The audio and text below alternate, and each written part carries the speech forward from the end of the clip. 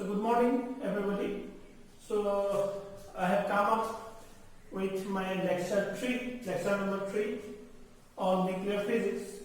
In the last lecture we have seen that the binding energy of a nucleus can be calculated using this formula, where A is the nuclear number, Z is the proton number, AB, AS, AC, AC and delta. These are all constants related to the nucleus. So this is how one can calculate the binding energy of a nucleus. So these constants A, B, A, S, A, C, A, C can be calculated. So suppose you have taken different values of A, Z and N, then you will have a number of equations, and by solving all those equations you can find out the various constants A, B, A, S, A, C and also delta. So that thing I am not going to do, but those constants, I will just give you the values of those constants, and when I give, and those values are basically AB is equal to 15.5 MeV, AS is equal to 18.5 MeV, AC Coulomb contribution is equal to, is very less, 0.714 MeV, AC is equal to 23.2 MeV, and delta is equal to 33.5 MeV for even nuclei and minus 33.5 MeV for odd nuclei, and it is 0 for even odd nuclei. So you can note these constant values. So therefore, if you have a particular nucleus and if you know the value of A, Z and N, you can find out the binding energy from this equation, taking into consideration the constants which I have written over here. So coming to the next thing, that the binding energy is given by this relation, it's alright, but if we write the mass energy of the nucleus, if we recall, if we look back to the second lecture, we see that the nuclear mass energy of a nucleus is nothing but the individual mass energies minus binding energy. So if we put the binding energies here, so we arrive at an equation which is something like this. Now the main question is, you see, this is the mass energy of the nucleus. So if you put any arbitrary values of Z, N, you should get the mass energy of the corresponding nucleus. Now suppose you have the total number of nucleon is 100. In a nucleus, the total number of nucleon is 100. So you may have, or you may start from Z is equal to 1 to N is equal to 99 till Z is equal to 99 to N is equal to 1. So you will have 101 varieties of nuclei. But we know that it is not possible. You cannot have a nucleus which has 99 neutron and 1 proton. Or else we cannot have nucleus which has 99 protons and 1 neutron. But theoretically it is possible. Theoretically you will have 101 nuclei if you have total number of nucleon is 100. So this question has to be answered. So this question can be answered on the basis of energy. You know, nature wants to have minimum energy of a system. So you will have the nuclear energy of a nucleus for only that combination of Z and N, where you will have minimum energy or minimum binding energy for that nucleus. So to do that, what we would like to do is we will have to differentiate this term dm with respect to z, and we will set this equation to be equal to 0, so that we get the minimum energy, and in that way we will get that combination of proton and neutron which will give you the minimum energy of that nucleus. So therefore, of course, all combinations of Z and N are not possible. Only that combination or those combinations are possible where you will have the nuclear mass energy is minimum. So therefore, if you differentiate this equation, what we will get is this is Z MPC square. So MPC square is constant. So we are differentiating with respect to Z. Therefore, it will be MP into C square. Now, N is nothing but A minus Z. So this will be A minus Z. That means A mn C square minus Z mn C square. So A is so when you differentiate A mn C square, it will come out to be 0. So you will be left with only minus Z mn C square. So therefore, this will be N into C square. Now when you differentiate this minus, so this is A, so differentiation of Z, so this is equal to 0, minus, this is also a function of A, so differentiation of Z will give you 0, minus, when you look at this equation, so this is Z square minus 1, so we will bring the constant AC divided by A to the power 1 3 outside. Now Z square minus Z. So Z square, the differentiation of Z square is 2Z minus differentiation of Z is 1. So AC, so we will take the constant out again, minus AC divided by A, and we will be left with N minus Z whole square. So N is equal to A minus Z, that means A minus 2Z whole square. So A minus 2Z whole square will give you A square. So let me do it here.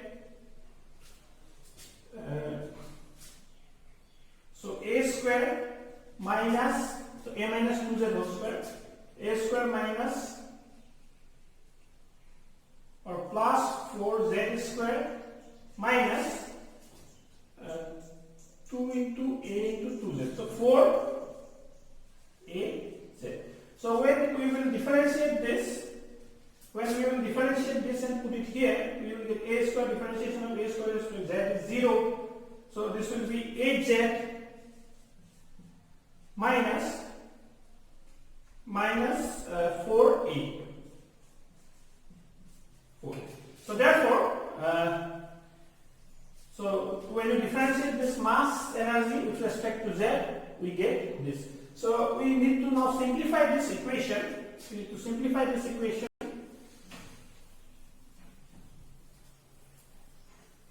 So when we will simplify this equation, now see here. So MP C square minus Mn C square, this is almost equal to, they can cancel each other.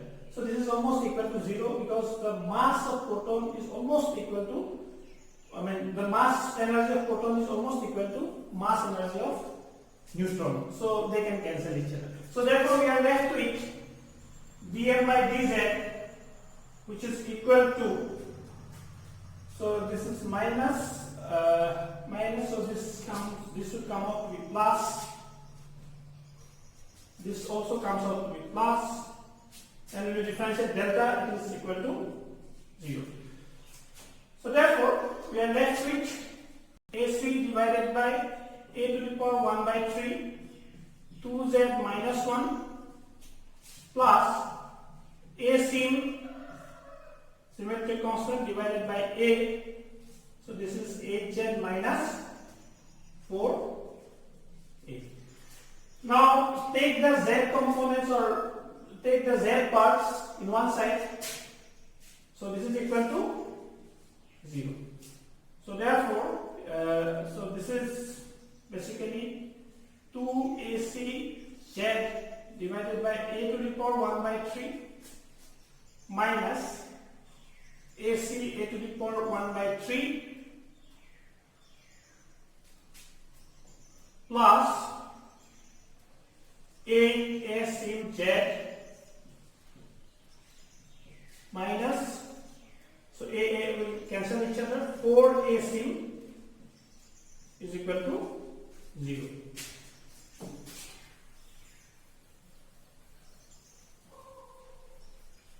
So if you take this Z common, so we will be having 2AC divided by A to the power 1 by 3 plus 8A sim divided by A, and take these two quantities on the right hand side. So it will be AC by A to the power 1 by 3 plus 4A symmetric.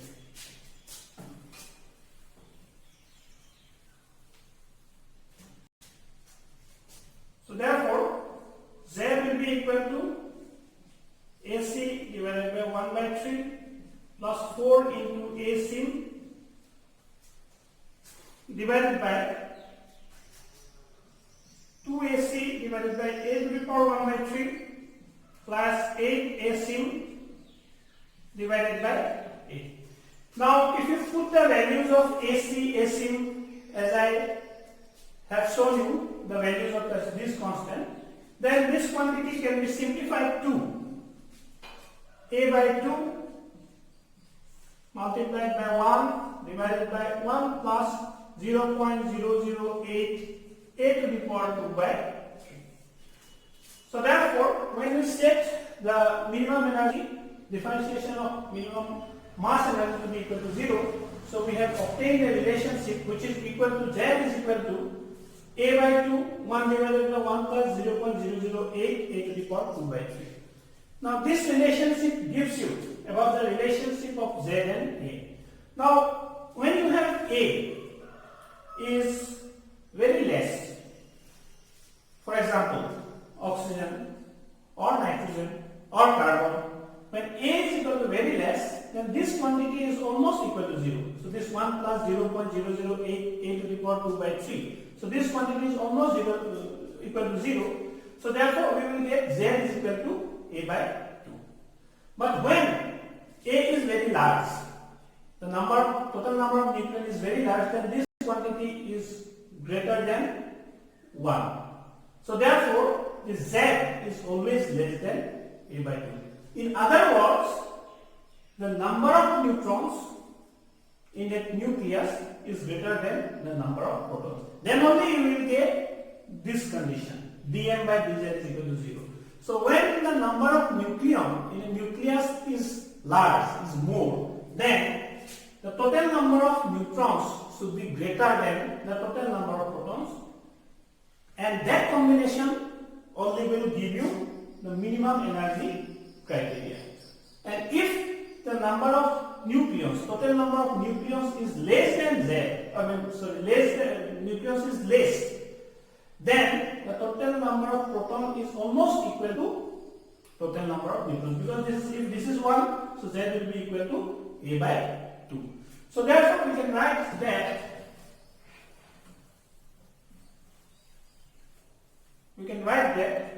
if A is small, then this Z can be equated to A by 2. So, for example, oxygen 16, 8 number of protons and 8 number of neutrons. Nitrogen 14, 7 number of protons and 7 number of neutrons. So, if A is large, then Z is less than n, or Z is less than n. So therefore, for larger nuclei, for heavier nuclei, for nucleus to be stable, the number of neutrons should always be greater than the number of protons. And if the number of total nucleon is less, for smaller nuclei, for lighter nuclei, so the total number of proton is almost equal to total number of neutrons. So as we stated in the previous lecture that the semi-empirical mass formula gives you two things. One is it talks about the basis, it talks about the origin of binding energy, it talks about the essence of binding energy, and the number two is that it tells us why the heavier nuclei, where the number of nucleons, when the number of nucleons are more, then the total number of neutron is always greater than the total number of proton. Okay, so if we therefore want to have a graph, and in fact we draw a graph where this side you have Z and this side you have neutron. So if we draw a graph like this, straight line, so this signifies that number of proton is equal to number of neutron. But when you see or when you observe that it deviates, for low or for lighter nuclei it is alright, it will follow this trend, but if we go to higher nucleon number, it deviates like this. So the number of neutron is always greater than the number of proton for stable nuclei if A is large. So around this point or around this mark, you have some other nuclei which are unstable nuclei. There are some other nuclei which are unstable nuclei. So this nuclei will try to become stable. So if you talk about this nucleus, so it is unstable. The stability line is this crossing stability line. So this both balls are basically signifying the unstable nuclei which are present. So if we talk about this unstable nuclei, this will try to become stable by reducing one neutron. So the number of neutrons will decrease and number of protons will increase. So this is beta minus decay. So if you talk about this nucleus, so this will try to become stable. It will try to come to this margin. It will try to become stable by increasing one neutron and decreasing one proton. That is beta plus decay. So that beta plus decay and beta minus decay we will talk about in later lectures. So therefore, to conclude about the semi-empirical mass formula, it is a very important formula which tells you about the binding energy or the source of binding energy or the essence of binding energy of a nucleus, and it is also able to explain why the heavier nuclei have more number of neutrons than protons in it. So we would like to conclude the topic semi-empirical mass formula, and we will come up with a different video on nuclear force. Thank you.